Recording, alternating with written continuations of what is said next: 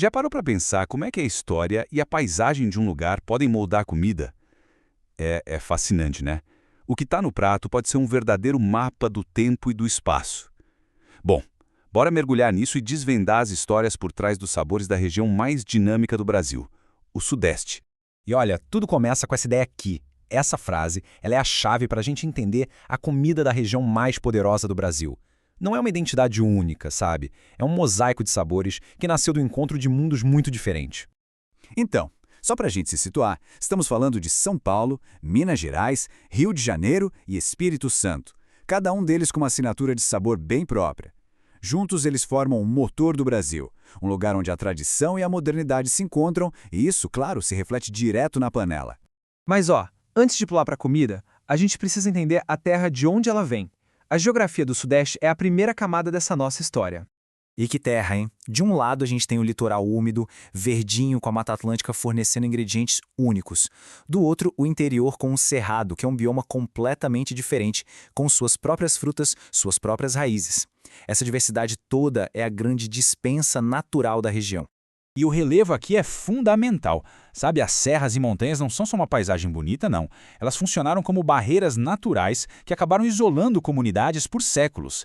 Esse isolamento forçou uma autossuficiência e permitiu que cada vale, cada cidadezinha, desenvolvesse sua própria cultura alimentar, com receitas e técnicas bem particulares.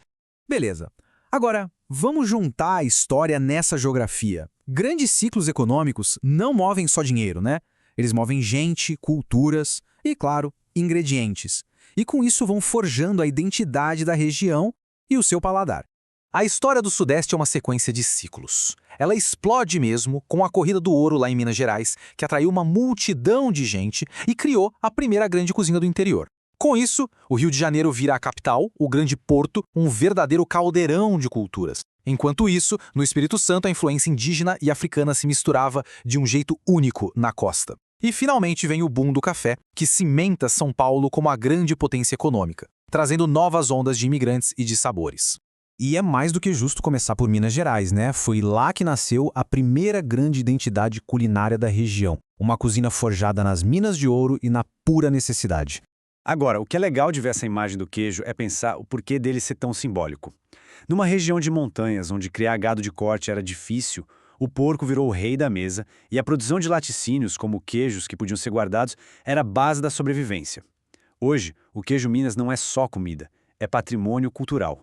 A cozinha mineira é sinônimo de fartura, de conforto, são pratos robustos, como o leitão à pururuca e o frango com quiabo, ou de substância, como a canjiquinha. Foram criados para alimentar quem trabalhava pesado. E claro, a sobremesa quase sempre envolve os famosos doces de leite ou compotas de frutas, servidas com uma fatia de queijo local. É aquela comida que abraça, sabe? Agora a gente segue viagem para São Paulo para ver como a história se desenrola por lá. O estado tem uma identidade dupla que é fascinante: a comida rústica dos pioneiros e a culinária cosmopolita da metrópole.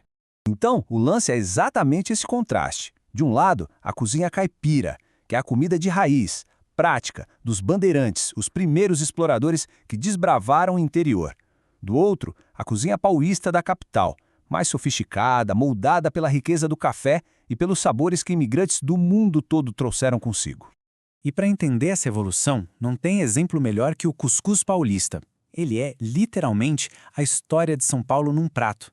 Nasceu como uma comida de viagem super simples, funcional para os bandeirantes e se transformou ao longo dos séculos num prato de festa, colorido, complexo, que hoje enfeita as mesas da cidade. E por falar em cozinha caipira, olha só que coisa curiosa. As formigas içá mostram a criatividade e a resiliência dos primeiros paulistas. Eles usavam todos os recursos que a natureza oferecia, transformando o que a terra dava em alimento. Bom, agora que a gente já entendeu um pouco das origens, que tal dar uma olhada em alguns pratos icônicos que definem o paladar do Sudeste? Mesmo que, claro, seja impossível mostrar todos os tesouros da região. E claro que a gente começa com o prato talvez mais famoso do Brasil, né? A feijoada. Com suas raízes no Rio de Janeiro, ela é um símbolo da cultura urbana da região. É um prato de celebração que mistura influências europeias e africanas e que se diferencia muito, por exemplo, da culinária do Espírito Santo. Lá, a influência indígena e os frutos do mar, como na famosa moqueca capixaba, contam outra história. Uma história bem mais ligada ao litoral. De volta a Minas Gerais, a gente tem o frango com quiabo. É um prato que fala da simplicidade da vida no campo, mas com uma complexidade de sabores que, olha, só a cozinha mineira consegue entregar. E para fechar essa nossa viagem pelos pratos, o virado à paulista. É um prato que é quase um resumo da história bandeirante. Tem feijão, bisteca de porco, linguiça, ovo frito. É energia pura. A comida que literalmente ajudou a construir um estado. No fim das contas, o que fica é que a culinária do Sudeste é tipo um livro de história vivo. Cada ingrediente, cada receita, carrega as marcas das jornadas, das lutas e das celebrações de pioneiros, mineradores, imigrantes, de todos os povos que moldaram essa região. E isso leva a gente a pensar, né? A comida vai muito além do sabor. Ela é memória, é identidade, é história. Então, da próxima vez que a gente se sentar para comer, talvez valha a pena se perguntar qual é a história que está nesse prato.